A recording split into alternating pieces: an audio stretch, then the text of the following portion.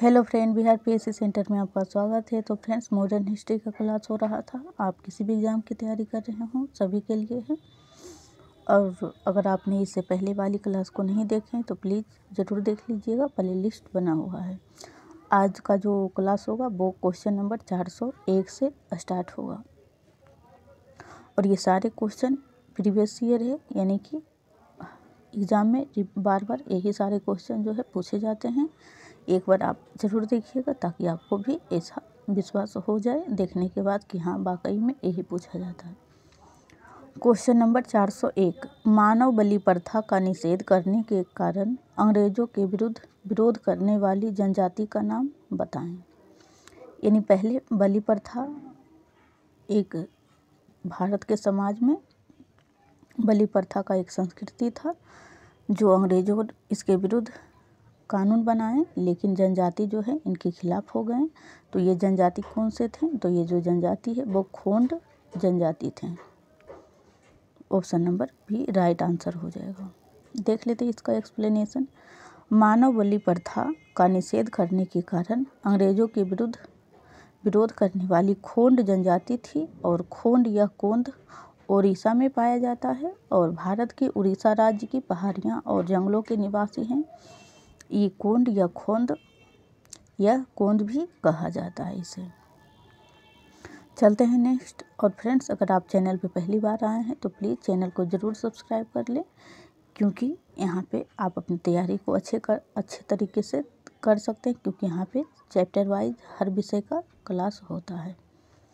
और वीडियो को शेयर कर दीजिएगा ताकि और भी लोग इसे वीडियो को देख सकें। क्वेश्चन नंबर 402, निम्नलिखित घटनाओं पर विचार कीजिए कि इसका कालानुक्रम कि पहले कौन सा विद्रोह हुआ फिर कौन सा विद्रोह हुआ।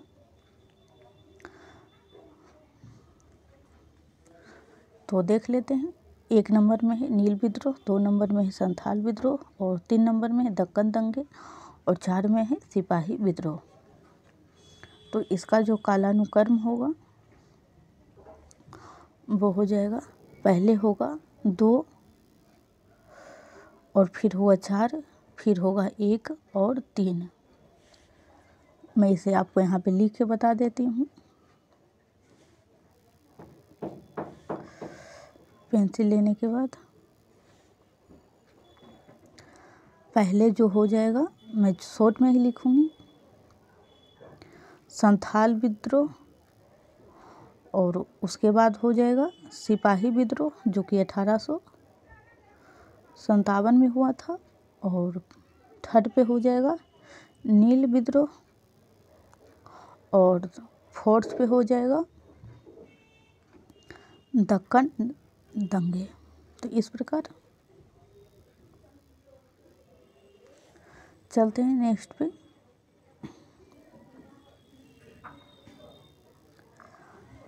अठारह 55-56 में संथाल विद्रोह का नेतृत्व करने वाले 2 भाइयों सिद्धू और कान्हू ने अंग्रेज़ों के दांत खट्टे कर दिए थे और अंग्रेज़ों ने इनके विद्रोह को ऐसे कुचला कि जलियांवाला बाग हत्याकांड भी छोटा पड़ गया। और इस विद्रोह में अंग्रेज़ों ने लगभग 30,000 संथालियों को गोलियों से भून डाला था। तो सबसे पहले जो हुआ था वो संथाल विद्रोह ही हुआ था 1855-56 में। दूसरा सिपाही विद्रोह जो कि 1857 में हुआ था और मंगल पांडे ने बैरकपुर छावनी से अंग्रेज़ों अफसरों पर गोली चलाई थी। और तीसरा जो है नील की खेती करने से इनकार करने वाले किसानों को नील बागान मालिकों के दमन चक्र का सामना करना पड़ता था। और 1859 में उत्पीड़ित किसानों ने अपने खेतों में नील न उगाने का निर्णय लेकर बागान मालिकों के विरुद्ध विद्रोह कर दिया। तो ये जो हुआ था 1859 में। और आयोग ने एक रिपोर्ट तैयार की थी 1878 में, ब्रिटिश पार्लियामेंट में पेश की गई। यह रिपोर्ट जो है जिसे दक्कन दंगा रिपोर्ट कहा जाता है, इतिहासकारों को उन दंगों का अध्ययन करने के लिए आधार सामग्री उपलब्ध कराती थी। तो इस प्रकार है 1855 में, फिर 1857 में, फिर 1859 में नील विद्रोह और फिर 1878 में दंगा, दक्कन दंगा। तो चलते हैं नेक्स्ट पे। क्वेश्चन नंबर 403, बिहार में 1857 की क्रांति के नेता कुंवर सिंह का देहांत कब हुआ था, यानी कि मृत्यु कब हुआ था?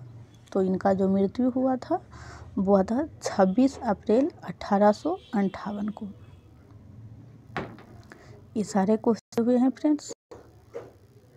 कुंवर सिंह सन 1857 के प्रथम भारतीय स्वतंत्रता संग्राम के सिपाही और महानायक थे और 23 अप्रैल 1858 में जगदीशपुर के पास अंतिम लड़ाई लड़ी। ईस्ट इंडिया कंपनी के भारे के सैनिकों को इन्होंने पूरी तरह से खदेड़ दिया। उस दिन बुरी तरह से घायल होने पर भी इस बहादुर ने जगदीशपुर किले से अंग्रेजों का यूनियन जैक नाम का झंडा उतार कर ही दम लिया और वहां से अपने किले में लौटने के बाद 26 अप्रैल को 1858 इन्होंने वीरगति को पाई। ये बिहार के ही थे, जगदीशपुर। क्वेश्चन नंबर 404, 1857 के विद्रोह के बाद ब्रिटिश सरकार ने सिपाहियों का इन प्रांतों से चयन किया, यानी कि जहाँ जहाँ के सिपाही जो थे विद्रोह में यानी राष्ट्रवादियों की तरफ से आंदोलन किए, वहाँ वहाँ से कम लेने लगे और जहाँ से अंग्रेज़ों का सहयोग किया वहाँ से ज़्यादा लेने लगे। तो कहाँ से चयन किया गया? तो इसका राइट आंसर हो जाएगा गोरखा, सिख और पंजाबी उत्तर प्रांत में, यहाँ से ज़्यादा मात्रा में लिया जाने लगा।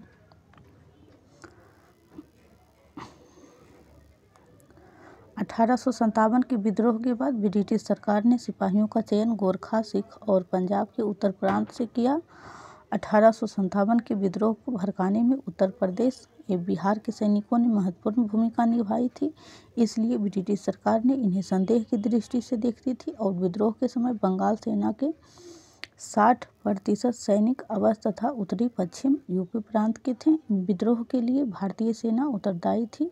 इसी कारण 1 नवंबर 1858 को महारानी विक्टोरिया के घोषणा पत्र के अंतर्गत सेना का पुनर्गठन किया गया, जो कि विभाजन और प्रतिलोभन की नीति पर आधारित थी।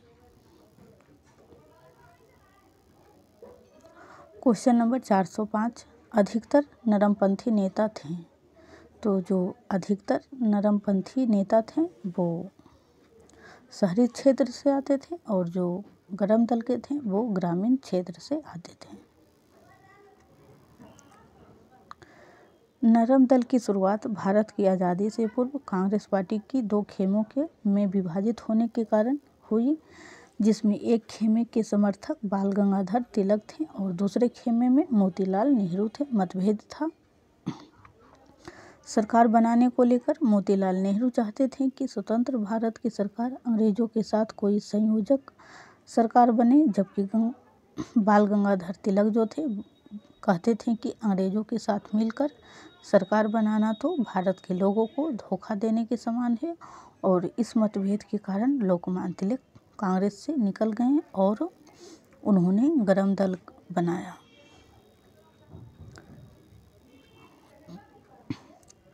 क्वेश्चन नंबर 406, भारतीय क्रांति की जननी किसे कहा जाता है? तो मैडम भीखाजी रुस्तम कामा को भारतीय क्रांति की जननी कहा जाता है। Mother of Indian revolution. Madam Bhikaji Cama भारतीय क्रांति की जननी, जिसने विदेशों में रहकर लड़ी थी देश की आज़ादी, भारतीय स्वतंत्रता आंदोलन में अपना अमूल्य योगदान देने वाली और भारतीय क्रांति की जननी के नाम से मशहूर भीखाजी रुस्तम कामा, उन्हें मैडम कामा के नाम से भी जाना जाता है। क्वेश्चन नंबर 407, निम्न में से कौन उग्रपंथी नहीं था? उग्रपंथी यानी कि गरम दल से कौन संबंधित नहीं थे? तो डी यानी कि गोपाल कृष्ण गोखले, जो कि महात्मा गांधी के गुरु थे।